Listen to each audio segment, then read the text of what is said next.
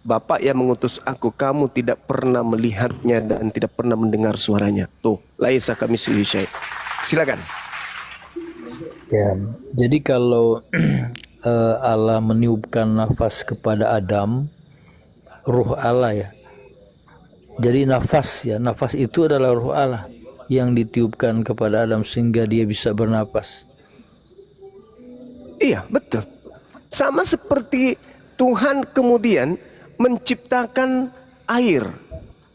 Walaupun ada roh dalam diri manusia, kalau tidak ada air, nggak hidup.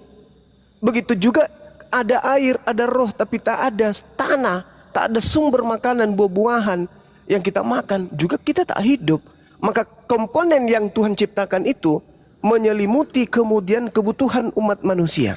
Di Islam itu sangat jelas diterangkan seperti itu.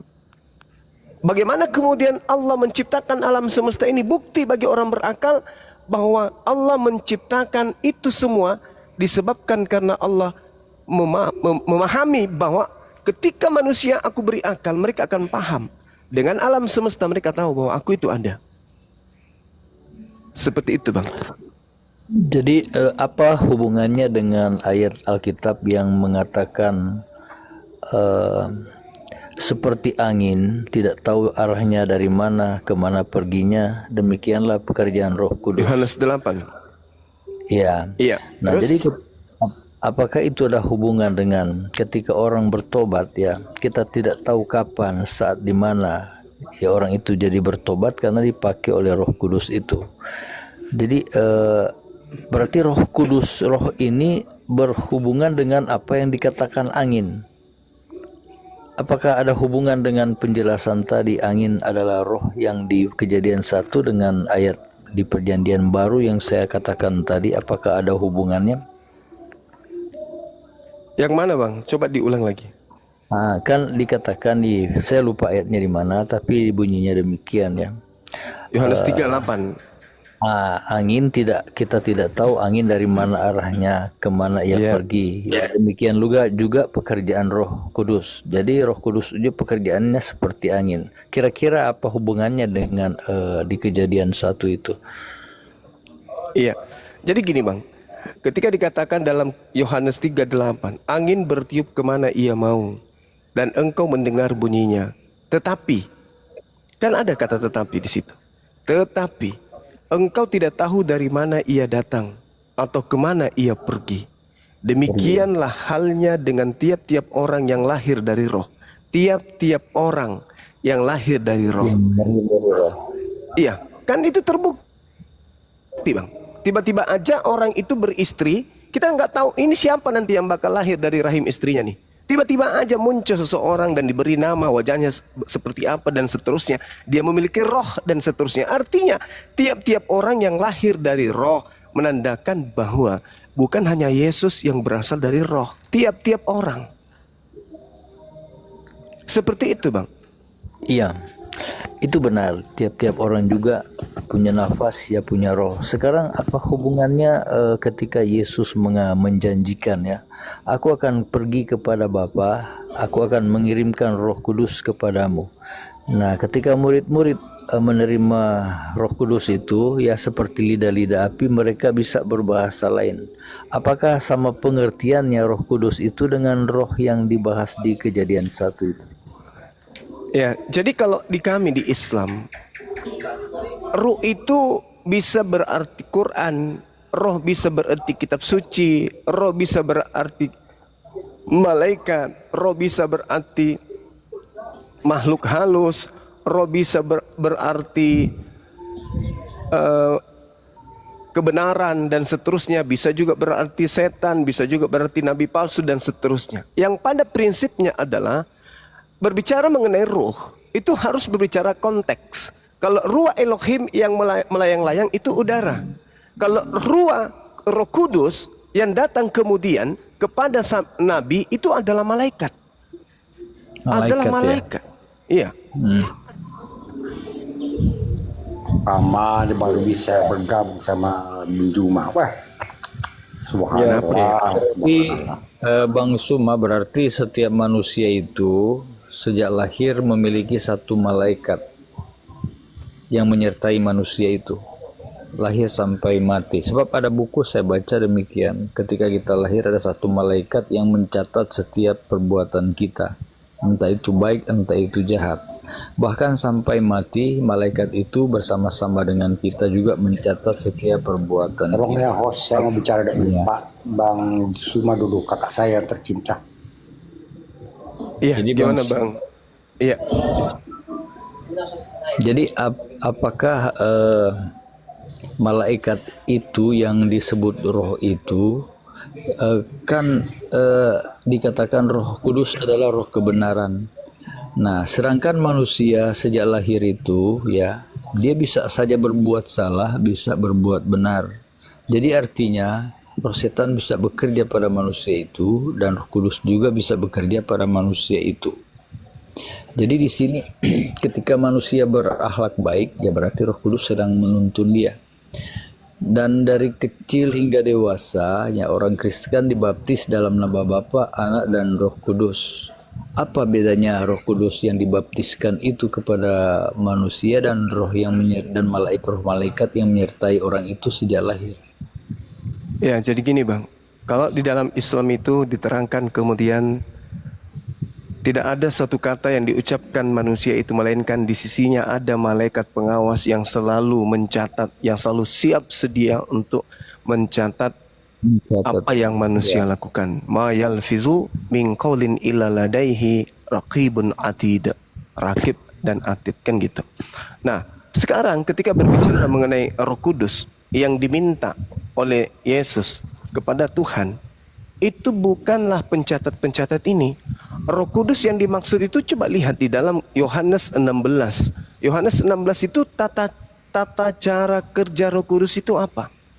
Apa yang didengarkan itu yang diucapkan. Ketika ia datang dia akan memuliakan Yesus. Jadi Roh Kudus ini nanti ketika diutus oleh Tuhan dia akan bertemu dengan seorang penolong lain, seorang manusia.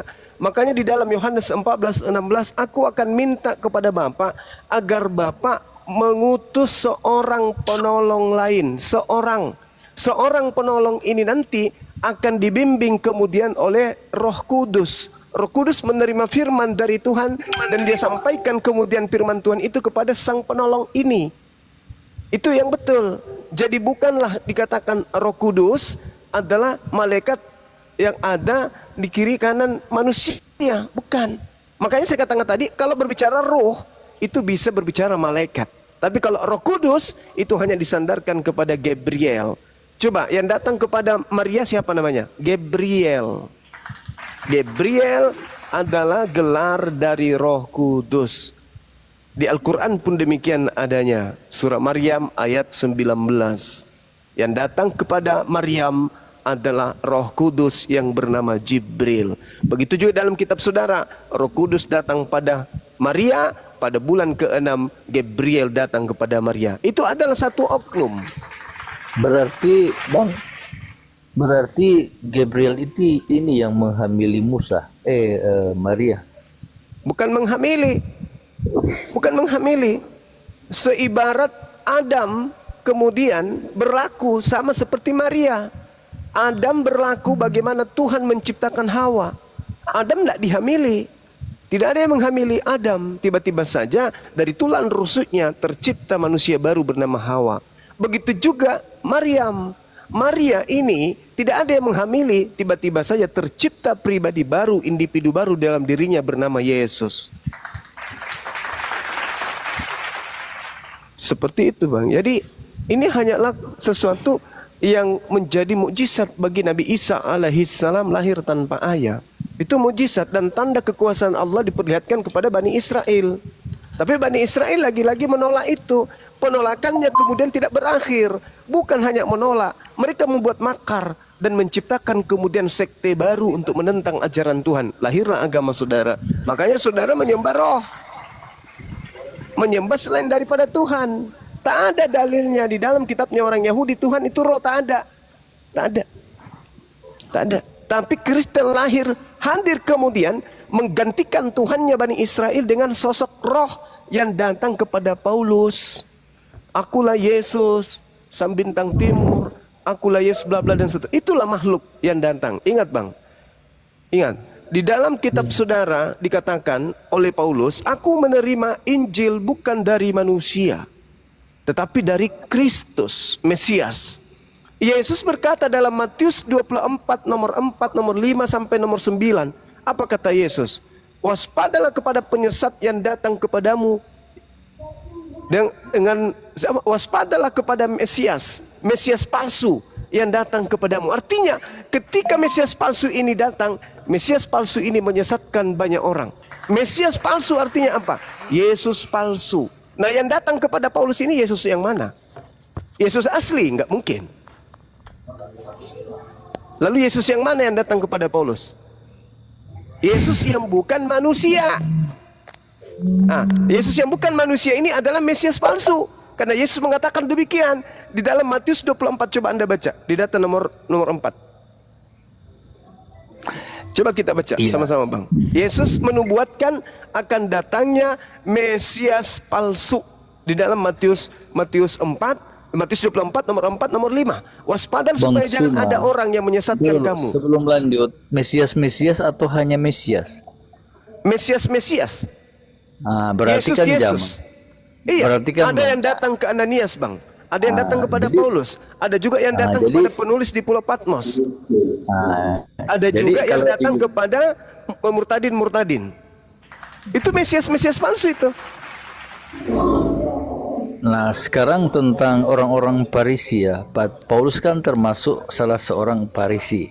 Sedangkan nubuat Yesus menyebutkan waspadalah terhadap ragi orang-orang Farisi. Bicara orang-orang Farisi berarti jamak. Jadi kalau kita arahkan nubuat itu adalah Paulus, saya pikir itu tidak tepat. Karena orang Farisi banyak.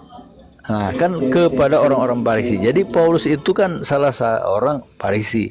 Jadi kalau kita katakan Paulus lah yang dinubuatkan tentang itu, ya saya pikir tidak tepat karena dikatakan jamak ya, bukan tunggal. Kalau orang Farisi yang dijumpai memenuhi syarat atau kriteria tentang Paulus yang dari pulau menyeberang laut dan kemudian dikatakan rasul palsu ya. Nah, saya kira tidak demikian karena yang dikatakan Yesus adalah orang-orang Farisi ya, bukan hanya dikatakan orang Farisi, jadi jamak ya. Jadi bisa jadi ada juga nabi-nabi palsu itu tapi selain Paulus. Tapi Paulus kan divonis sebagai menggenapi nubuatan Yesus. Iya, mutlak itu bang. Nggak ada keraguan bagi kami umat Islam setelah kami belajar Bible. Karena kenapa? Coba Anda lihat di dalam Matius 12 ketika angkatan jahat minta tanda kepada Yesus. Guru, berikanlah kepada kami sebuah tanda. Kata Yesus, angkatan jahat ini dan angkatan tidak setia ini minta sebuah tanda, tetapi tidak akan diberikan kepada mereka satu tanda pun kecuali tanda Yunus. Apa itu? 3 hari 3 malam. Siapa yang mengajarkan setelah 3 hari 3 malam ada kebangkitan? Farisi mana? Farisi Yesus, Paulus kan? Paulus paman. Hanya Paulus yang mengajarkan kebangkitan pada hari ketiga. Dan itu adalah simbol untuk angkatan jahat. Lagi-lagi kalau Anda membaca Matius 12, 43, 45. Apabila roh jahat keluar dari manusia, ia mengembara ke tempat yang tandus mencari perhentian, tetapi ia tidak mendapatkannya. Lalu ia berkata, aku akan kembali ke rumah yang telah kutinggalkan itu. Maka pergilah. Lalu ia mendapati rumah yang kosong ini. Artinya orang yang tadi bertaubat ini sudah bersih. Lalu si roh jahat keluar mengajak 7 roh lain yang lebih jahat daripadanya, dan masuk kembali berdiam ke orang yang sudah bertaubat tadi. Maka lebih buruklah keadaan manusia dari semula. Demikian juga akan berlaku atas angkatan jahat ini. Coba, berarti ada angkatan jahat yang kerasukan noise mulutnya sehingga dia tidak mau berhenti juga dulu bicara. Karena itulah kemudian tidak ada yang mau mematikan kemudian mic-nya. Jadinya saya pusing mendengarkan. Sehingga angkatan jahat itu male kodong kapun pitu ditutup ki kodongnya. Moderator Tolong saya ditutup dulu dulu, itu Pak Makassar. kodong kamase. Tutup dulu mute-nya. Illa billah. Apakah ini pentingnya manusia kita satu ini kodongnya? Jadi ketika kemudian dikatakan angkatan jahat itu sesama dengan Yesus, angkatan jahat itu kemudian berasal dari orang Farisi, kerasukan 8 roh jahat, siapa oknumnya? Yang tadinya kemudian pelaku kejahatan lalu bertaubat. Setelah bertaubat kemudian dia berpura-pura kemudian mengajarkan ajaran yang betul. Padahal yang ada dalam dirinya adalah 8 roh setan dan semakin jahat. Dan itu berlaku seangkatan dengan Yesus. Kalau bukan Paulus, lalu siapa yang mengajarkan tentang kebangkitan pada hari ketiga? Adakah yang lain selain Paulus?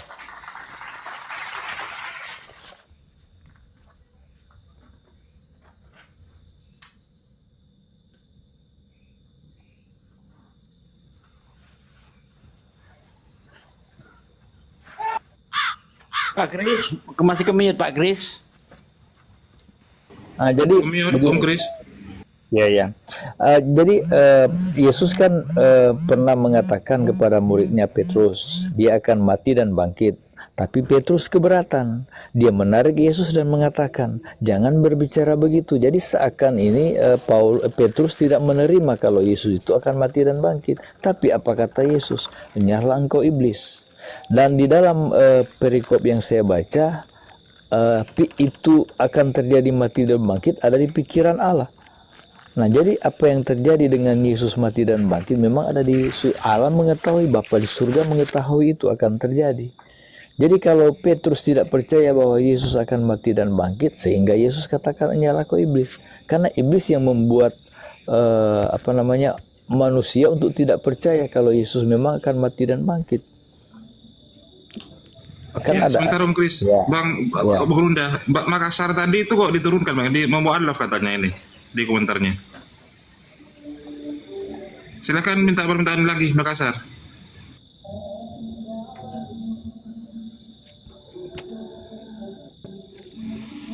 Oke. Saya Ya, jelaskan boleh?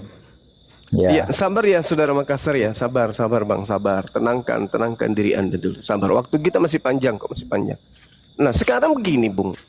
Ketika kemudian Anda melihat di dalam Matius 16, enyahlah iblis, engkau satu batu sandungan bagiku, sebab engkau bukan memikirkan apa yang dipikirkan oleh Allah, melainkan apa yang dipikirkan oleh manusia. Yang dipikirkan oleh manusia adalah ketika engkau menyerahkan dirimu, ketika engkau kemudian tidak meminta kepada Tuhanmu untuk engkau diselamatkan, tetapi engkau biarkan dirimu ditangkap, maka engkau akan mati. Itu pemikiran manusia. Tapi apa pemikiran Tuhannya? Apa pemikiran Tuhannya?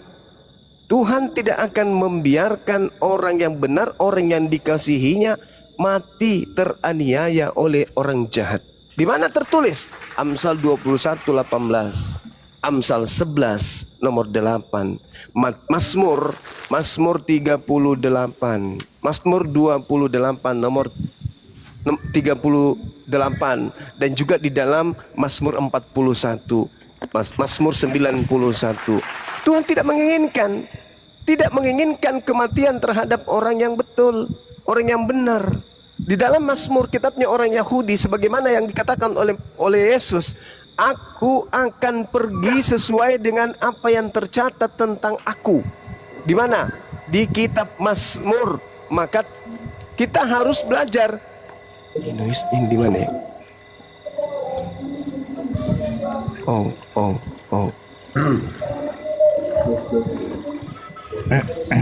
Ya. Buka mic apa sih? Ya, silakan kita pending dulu. Saudara Makassar, kenapa Ki? Kenapa Saudara Makassar? Apa yang terjadi, Bang? Saudara Kris, Buka mute-nya Bang Makassar. Itu ditanya Bang Juma tuh. Silakan. Disuruh buka itu tuh. Bila orang ngomong dibuka. Kenapa dinaikin lagi sih? Ya udah lanjut, saya kontrol, lanjut. Jadi Bang Sumaya, saya mau nanya lagi ya, sehubungan dengan diriwayatkan di Alkitab Bang bahwa Kris, Yesus itu, sabar Bang. Taruh dulu Pak Kris. Oke. Saudara Makassar, kenapa Bang? Ada apa Bang? Saya pingin sekali ini ada ini Bang, Apa itu ya? anak saya Iya. yang Kenapa nggak anak? tahu bagaimana dia masuk Kristen, makanya saya mau Islamkan. Begitu. Anaknya ikhlas mau masuk Islam. Iya, dia masuk Kristen, tidak tahu pergaulannya sehingga dia masuk Kristen. Makanya kamu tuh berdosa sekali, neraka kamu itu harus masuk Islam kembali. Iya. Makanya dia bilang, iya Pak, saya bisa masuk kembali. Saya bilang, tunggu dulu, kalau saya sempat bicara dengan Bang Suma, saya minta petunjuknya Bang Suma dulu agar kamu bisa Iya. di Islam kembali. Masya Allah. Di mana nih anak? Saya ada aja ditinggal sama orang tuanya. Anak Kalau kedua ada saya di sini nggak anaknya? ada di Palopo. Saya di Palopo Bang Suma. Iya. Anak tak di mana Mi? Ada di Palopo juga. Nah, boleh nggak kami bicara? Ada di rumahnya orang tuanya yang satu, rumah keduanya kan saya kedua kali beristri Bang Suma. Dia tinggal sama. Mungkin orang tuanya perempuan, istri saya tidak terlalu kontrol sehingga dia masuk Kristen. Saya bilang, siapa yang ngajarin kami itu? Neraka bagimu. Kau harus masuk Islam kembali. Dan iya Pak, saya akan masuk Islam. Tunggu, saya bicara dulu Bang Suma. Saya minta nomor dari Bang Suma.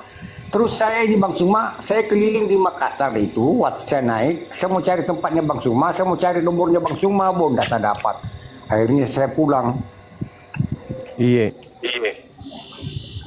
Begitu Dinda. Baik.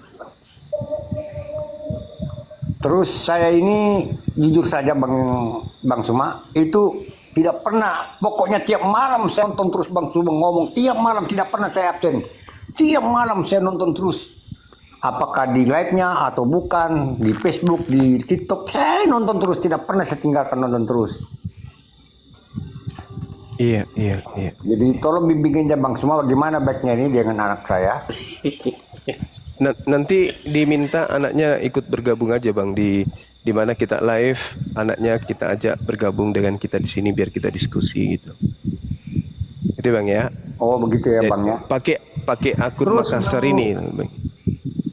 Ya, Bang Suma, bagaimana caranya Bang Suma bisa saya cek Bang Suma lewat WA atau bagaimana? Siapa tahu saya kunjung pandang lagi, saya bisa berkunjung ke rumah Bang Suma begitu.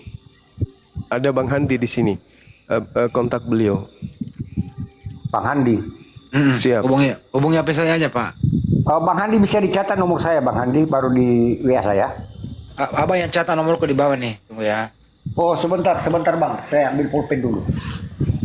Tolong host jangan diturun ke saya dulu. Saya minta tolong dengan segera, kasihan saya. Oh dikat.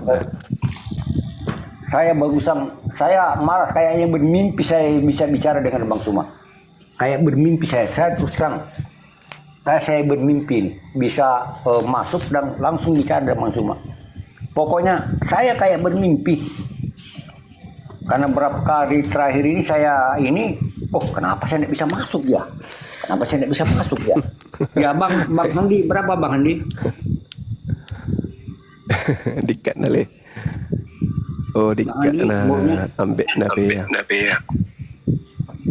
Sabar ya Bang Kris. Iya, layani dulu Bapak itu. Keselamatan satu jiwa itu berharga sekali. Bapak itu memohon supaya anaknya bisa kembali. Iya. Betul. Bang Handi. Yang di bawah tolong yang catat, yang tahu nomornya Bang Handi ditulis. Itu nomor saya Pak, tadi udah kelewat ya. Ini Mana ada Bang Bang Evan. Di scroll aja. Di bawah tuh ada. Oh sebentar ya. Iya. Mesa Arua Mesa Talu 92 081 392 Talu Pitu Karua 337 iya Oh ada 00. 33. Itu ada tuh Pak di bawah tuh. Banyak banget tuh Pak di bawah. 800.